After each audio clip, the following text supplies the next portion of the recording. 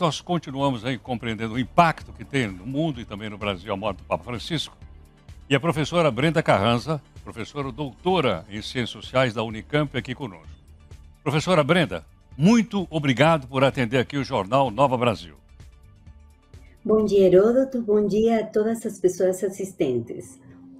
Professora, com a presença do Papa Francisco à frente da igreja, houve alguma modificação do clero brasileiro, da CNBB brasileira? Por exemplo, nos últimos tempos não ouço mais falar em teologia da libertação que eu ouvia falar antes do papado dele. Tem a ver ou não?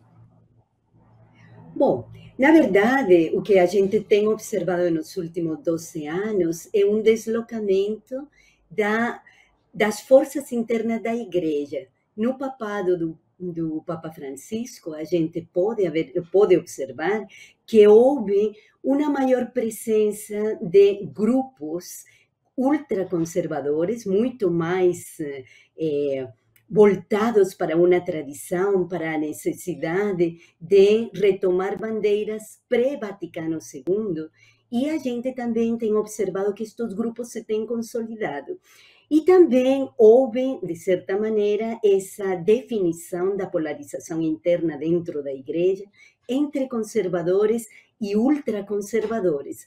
Quando a gente diz que não escuta mais da teologia da libertação, talvez estejamos falando de um fenômeno que está mais fora da mídia, mas as preocupações com todo o que poderia ser a transformação social continuam, e eram também, de certa maneira, preocupações do Papa Francisco. Agora, não podemos negar que dentro da própria igreja houve um embate sobre essa maneira de compreender a transformação do mundo. E no papado de Francisco, nesse pontificado, isso também foi questionado por grupos muito conservadores dentro da Cúria Romana. Professora, esses grupos deverão agora ser representados do concílio que vem aí pela frente para escolher o sucessor do Papa Francisco? Definitivamente que sim. Esses grupos, eles estão representados por uma série de cardeais que continuam alinhados às propostas de visto a partir do Vaticano II, um retrocesso do que seria a posição da igreja de cara ao mundo. Nós temos bispos muito fortes na África, como o cardeal Sara, nos Estados Unidos, como o cardeal Miller, na Austrália, na própria Europa, com cardeais alemães. Então, estarão representados, sim. Sim. E a força maior desses grupos quais são? Ultraconservadores, conservadores. Tem um grupo liberal também ou não? Bom, o conservadorismo, ele também pode ser um conservadorismo liberal, onde os indivíduos têm uma força maior, onde certos e determinados compromissos econômicos também são exaltados. Eu diria que este conclave é um divisor de água dentro da igreja enquanto a seu posicionamento de cara aos grandes problemas do mundo. O Papa Francisco colocou um tripé muito forte, que seriam as questões de mudanças climáticas, seriam as questões migratórias e as políticas de extermínio e as políticas que criam, de certa maneira, muros, e o Papa Francisco falava em construir pontes, e a terceira questão, que é mais voltada para dentro da igreja, que é um aspecto sinodal. O que seria a sinodalidade dentro da igreja? Acabar com clericalismos, com autoritarismos, criar mais mecanismos e estratégias de participação democrática, se se pode falar isso em uma igreja monárquica, mais mecanismos que ajudem a participação dos fiéis, a participação da mulher, a participação de uma diversidade interna que também a sociedade tem. Então, nós diríamos que esse legado, esse tripé, são bandeiras próprias de Francisco, e certamente ele tem uma série de cardeais que teriam o perfil para continuar com esse legado. Agora, a correlação de força dentro desse conclave, elas estarão marcadas por aquilo que se pode denominar qual é o projeto de igreja que o catolicismo quer apresentar ao mundo a partir desta morte do Papa Francisco e das bandeiras que ele levantou. Professora, você tocou rapidamente na questão das mulheres. Não é só na Igreja Católica.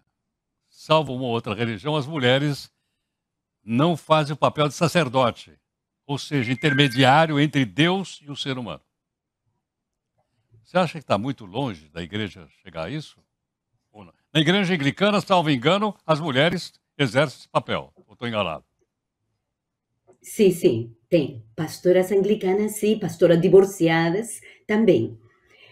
Bom, nós podemos dizer que a Igreja Católica, no que se refere ao sacerdócio feminino, ela tem mudado muito ao longo dos séculos, mas a partir do século XVI há um forte enrijecimento desta participação. A gente tem toda a experiência da perseguição da mulher, ditas bruxas e feiticeiras. Isto não mudou enquanto postura da igreja, já que se denomina mais como um problema disciplinar, isto é, Jesus era sacerdote e Jesus escolhe homens para seu discipulado, mas nós temos fontes bíblicas que mostram que mulheres foram escolhidas, nós temos fontes históricas que mostram que a Igreja Católica, em determinados momentos, teve diaconisas, e nós temos fontes que mostram que as mulheres elas têm participado ao longo da igreja, através de grandes representantes femininos, em no diálogo com a autoridade e com o governo da igreja. Houve até uma papisa, mulher, Joana, que se teve que transformar em homem para ela poder exercer este cargo de orientação e de governo da igreja.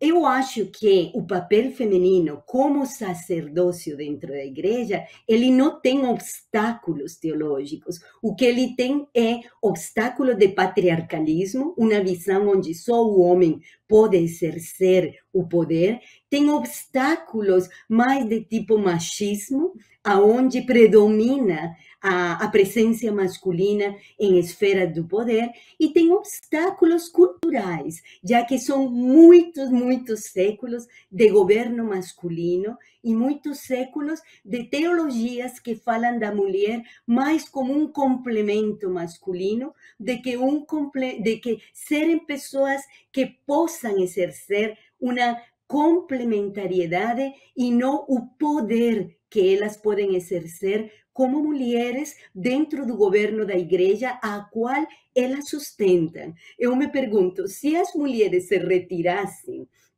da Igreja Católica ou de qualquer outra religião, exercendo trabalhos femininos, dificilmente a estrutura governada por homens ela estaria sustentada, já que não seria possível. Então, respondendo à sua pergunta, não existem impedimentos teológicos que deixem a mulher fora do governo da Igreja Católica. O que existe são impedimentos disciplinares, culturais e históricos, que dificilmente se rompem da noite para o dia. Mas há avanços, sim. Há mulheres teólogas exercendo seu papel de pensar e refletir sobre Deus. Há mulheres hoje na governança da Igreja Católica. Francisco colocou mulheres em postos chaves dentro da igreja, colocou na área financeira, colocou na área de assessoria ao dicastério que elege os padres, isso é um aceno fundamental. Escolheu mulheres que trabalham em diferentes secretarias e órgãos da igreja em cargo de chefia. Isso é um aceno e isso definitivamente é um primeiro passo para romper essa tradição. Perfeito. Professora, muito obrigado por sua participação aqui. Muito grato, muito obrigado. Obrigada a vocês pelo convite. Boas celebrações de Páscoa e sucesso aí na transmissão de conhecimento e argumentos. Muito obrigado à professora Brenda Carranza, que é professora doutora em Ciências Sociais. Daí um ponto muito sensível da igreja, que é a participação das mulheres, como ela explicou muito bem para nós.